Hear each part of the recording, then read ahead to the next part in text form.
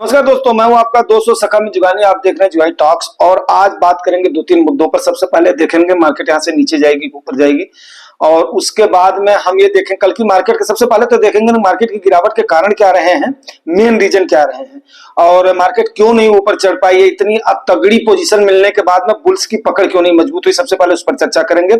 उसके बाद में चर्चा करेंगे मार्केट यहां से नीचे जाएगी ऊपर, और तीसरे नंबर पर चर्चा करेंगे कि हमारे म्यूचुअल फंड इन्वेस्टर्स ने क्या करना चाहिए। आपको पता ही है कि हम बात करते हैं म्यूचुअल फंड्स के इन्वेस्टमेंट की, और म्यूचुअल फंड इन्वेस्टमेंट हो चाहे स्टॉक मार्केट हो, आपका पैसा अल्टीमेटली तो लगता है तो मार्केट में, इसलिए आपको थोड़ा बहुत सीनियरिटी और ये नॉलेज होना चाहिए, बिकॉज इन्फॉर्मेशन होना बहुत जरूरी होता है। तो बात करते हैं कल की मार्केट की। निफ्टी 50 आपका 70 पॉइंट डिप हुआ है, 0.28%। वहीं पर ही 152 पॉइंट आपका डिप हुआ है सेंसेक्स। और बैंक में थोड़ी सी तेजी रही है स्लाइटली, लेकिन कई सारे शेयर्स उसके डाउन रहे हैं। और निफ्टी आईटी 141 पॉइंट, तो जाहिर सी बात है आईटी में तो प्रॉफिट का हुआ है, अपना बुकिंग हुआ है। और उसके बाद में मिड कैप और स्मॉल कैप में थोड़ा सा कर स्लाइटली क्या बोलते हैं अपना तड़का रहा है हल्का सा, लेकिन उसको जो तड़का नहीं बोल सकते, काफी दिन से इनकी पिटाई हो रही थी। वहीं पर बात करते हैं तो खरीद और फरोख्त की, तो देखिए धीरे धीरे कहां 17,000 करोड़ और कहां 1748 करोड़। तो मैंने आप लोगों को बताया था कि भैया देखो, ये जाए चाहे जहां, इनको आना पड़ेगा, अपने भारत में इनको आना ही पड़ेगा। और 1654 करोड़ की हमारे डीआईआईज ने बाई करा है, और 1748 करोड़ एफआईआईज ने अपना बिकवाली करी है। तो 17,000 करोड़, फिर 8,000 करोड़, 7,000 करोड़, 6,000 करोड़, 5,000 करोड़, 4,000 करोड़, 3,000 करोड़, अब लास्ट में इस पे आ गए हैं। कहां जाएंगे, कितना बेचेंगे, ये बेशरम के जैसे इनको आना ही पड़ेगा। अब बात करते हैं कल की मार्केट के गिरावट के क्या रीजन रहे हैं। तो पहली बात मैं आपको एक बात बताऊं कि मैंने आपको बताया था कि ये 18 तारीख को, तो अभी देखो दो रिजल्ट तो आने ही आने हैं, और उसमें खास करके जो आपका बैंकिंग का डिपॉजिट का आना है वो असर दिखेगा, खास करके बैंकिंग सेक्टर पर। तो बैंकिंग अगर 50,000 का आंकड़ा तोड़ता है तो मार्केट और ज्यादा होगी। चलो इस पर हम चर्चा करेंगे, अभी हम बात कर लेते हैं कल की।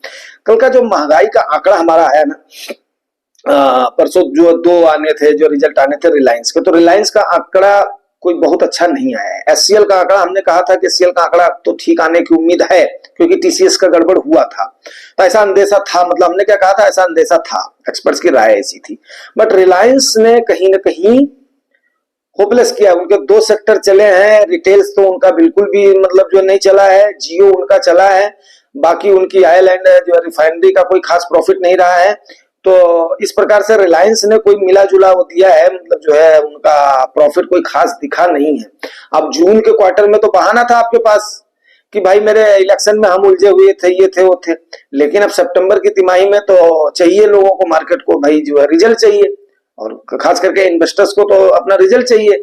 अल्टीमेटली आपको, जब आपने कुछ काम नहीं किया तब तो लोगों ने आपको पैसा दिया। चाहे मैं केवल जो है रिलायंस, एचसीएल और जो है टीसीएस की बात नहीं कर रहा हूं, मैं सारी कंपनियों की बात कर रहा हूं। जब आपने कोई काम नहीं किया, जब आप उसमें थे, तो लोगों ने आपको पैसा दिया, ठीक है, आपका स्टॉक अप गया, लेकिन आपको प्रॉफिट और ग्रोथ तो आपको अब दिखाना पड़ेगा। और ये बात जाहिर सी है कि प्रॉफिट और ग्रोथ के बिना तो फिर पैसा कहां लगा हुआ है उसका, फिर कहां पे जाएगा वो। भाई आपके हाथ में अगर पैसा आया तो आपको तो कुछ करके तो आपको दिखाना पड़ेगा ना। तो यहां पर ये रीजन है। दूसरा रीजन है आपका जो महंगाई का आंकड़ा, जो लोगों को उम्मीद था कि रेट कट होगा, रेट कट होने से लोगों को लोन सस्ता मिलेगा, कंज्यूमशन लोगों का बढ़ेगा, हाथ में लोगों के पैसा आएगा, काफी सारी चीजें हमने आपको बताया भी था कि सरकारी तंत्र जो है ना, जब ये धीरे धीरे पैसे को चूसता है तो हर साइड से ऐसे चूसता है कि आपको पता भी नहीं चलता, बिल्कुल ऐसे सक होकर के निकल जाता है। और जब वो थोड़ा सा रिलीज करता है तो आदमी की जेब में चारों साइड से जब थोड़ी थोड़ी बचत होती है तो हाथ में उनके पैसा बचता है। ये बात सत्य है। इसीलिए तो जो है सरकार वो करती है, अपना लोगों पर अपना गवर्न करती है, नहीं तो फिर तो वो जो है कर ही ना पाए। तो अभी इस चक्कर में दोस्तों सबसे बड़ी बात क्या है, आपको एक बात बताऊं कि जो रिटेल महंगाई का आंकड़ा है ना, रिटेल महंगाई का आंकड़ा अनुमान से ज्यादा आ गया है। ठीक है, अनुमान से ज्यादा आ गया तो कहीं ना कहीं खतरे की घंटे। अब जो हमारे नए व्यूअर्स और सब्सक्राइबर हैं उनको मैं एक बात बताऊं कि आपका जो 2% से लेकर के 6% तक महंगाई ठीक ठाक मानी जाती है। ठीक है, तो इनका ये आंकड़ा था कि चलो ठीक है, सितंबर महीने में जो ये क्वार्टर बीता है, जुलाई अगस्त सितंबर का मानसून का सीजन रहा है, तो फलों और सब्जियों के दाम इसमें बढ़ जाते हैं। उसका मैं रीजन अभी आपको बताऊंगा, क्योंकि मैंने आपको बताया हुआ है मैं देसी आदमी हूं, तो देसी आदमी की समझ इसीलिए होती है, वो हर चीज का अपना अपना पकड़ रखता है। तो लेकिन क्या हुआ कि वो अनुमान से ज्यादा आ गया। 3.7 का इनका अंदाज था और ये आ गया है 5.5%। 5.5 आ गया तो मतलब समझ लो कि खतरे की घंटी है। खतरे की घंटी इसलिए है कि भैया अगर 6 का आंकड़ा पार कर दिया तो उसी समय इनको फिर अब ये रेट को कट करने की स्थिति में तो अभी जो है सितंबर उसमें जो है दिसंबर क्वार्टर के रिजल्ट आने तक नहीं। अब दिसंबर क्वार्टर का रिजल्ट कब आएगा? ये आएगा जनवरी में आपका, ठीक है। जैसे सितंबर का अक्टूबर में आया है ऐसे ही आपका उसमें आएगा। तो अभी हाँ ये हर 2 महीने बाद आता है तो उसके बाद में फिर देख लेते हैं अभी इन्फ्लेशन का अगला क्या आंकड़ा रहेगा। तो फुटकर महंगाई जो दर रही है वो काबू में मतलब जो है नहीं ला पाई है सरकार। अब क्यों नहीं ला पाई उसका मैं आपको बेसिक रीजन बताता हूं ताकि आपके मन से संशय निकल जाए, नहीं तो आप लोग सोचो क्या होता है। देखो यार, जब बरसात का मौसम आता है तो सीधी सी बात है, हमने इसको जरूर बताया होगा आप लोगों को। बरसात के मौसम में क्या होता है कि किसानों के खेतों में पानी भर जाता है।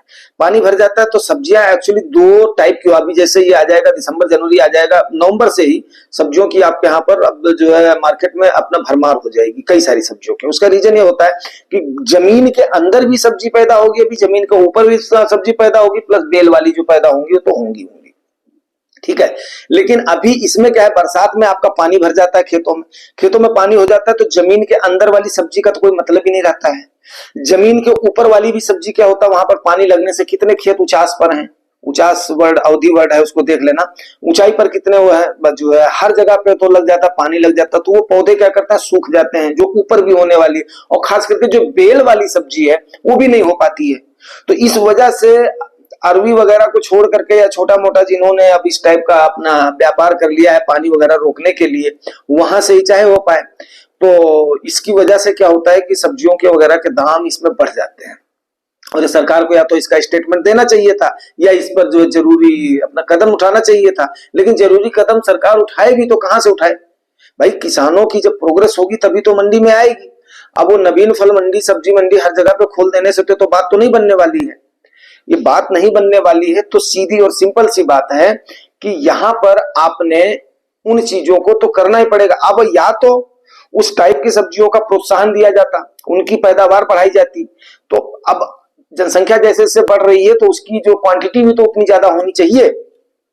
तो ये सब जो रीजन है, अब ये घिया तोरी और ये क्या नाम है अपना लौकी कद्दू, अब इनसे तो जो काम नहीं चलेगा, और जो है ये अपना बैगन से तो काम नहीं चलने वाला है। जनता को तो चाहिए सब्जी चाहिए।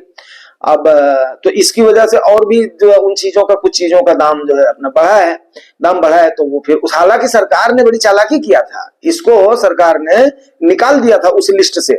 लेकिन क्या है कि अब ये जो है ये आप खुदरा महंगाई दर का आंकड़ा आप कहां ले जाओगे?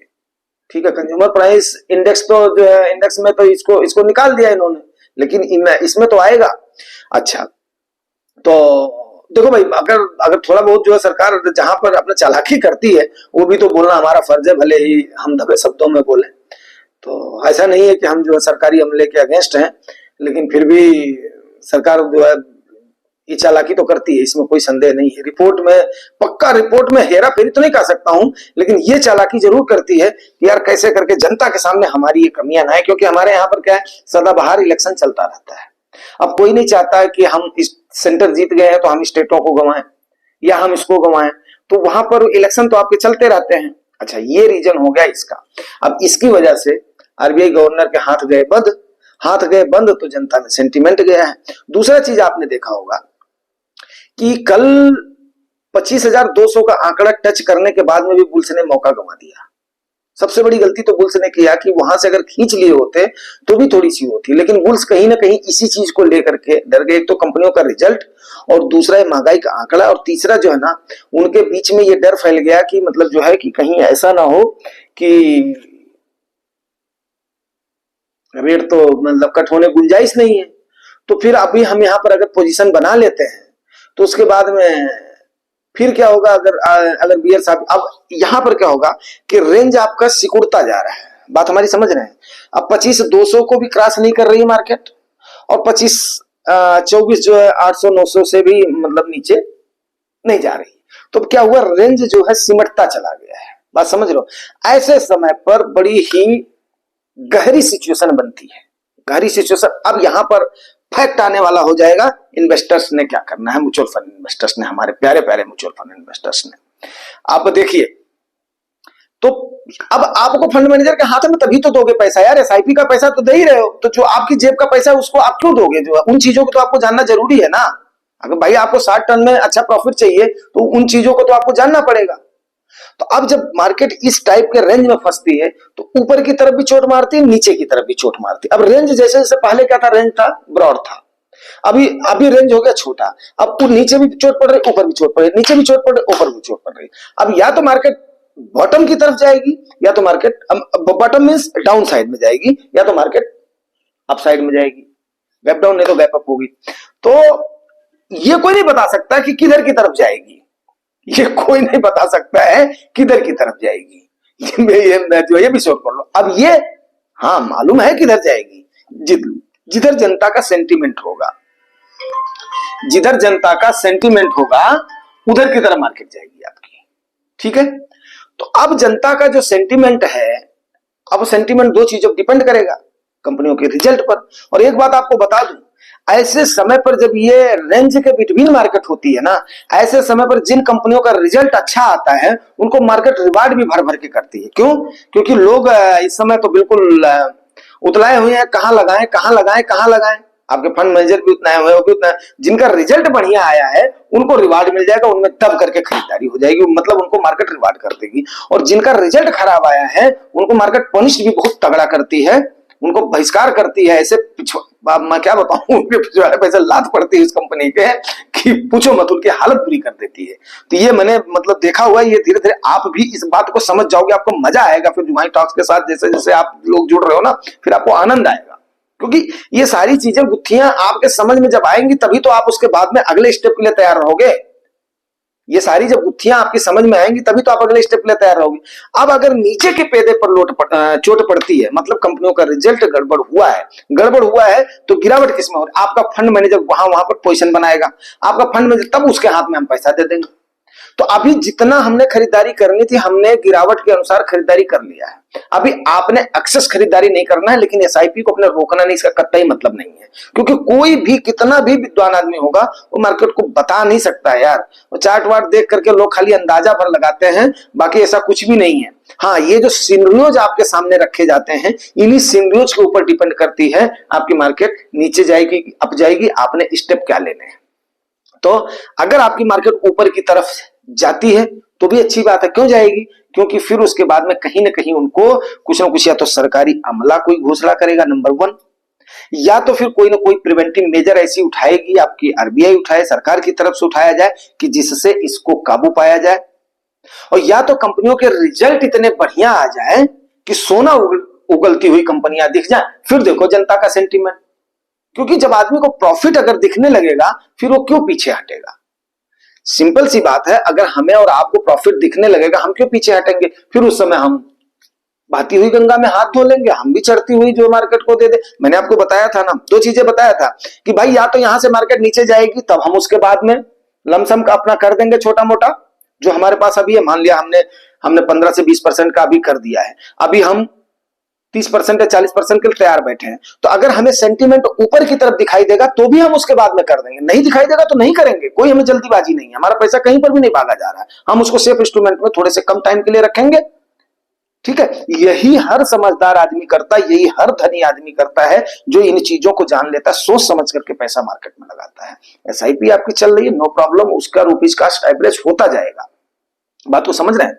अच्छा, आगे दोस्तों एक बात और बता दूं कि आप लोगों ने काफी प्यार दुलार हमारे पर बरसाया है, और मतलब जो है पिछले कुछ दिनों से, और जो कमेंट्स वगैरह, मैं जो अभी जो नए व्यूअर्स और सब्सक्राइबर्स हैं, आपको पता है मैं एक एक कमेंट लेता हूं।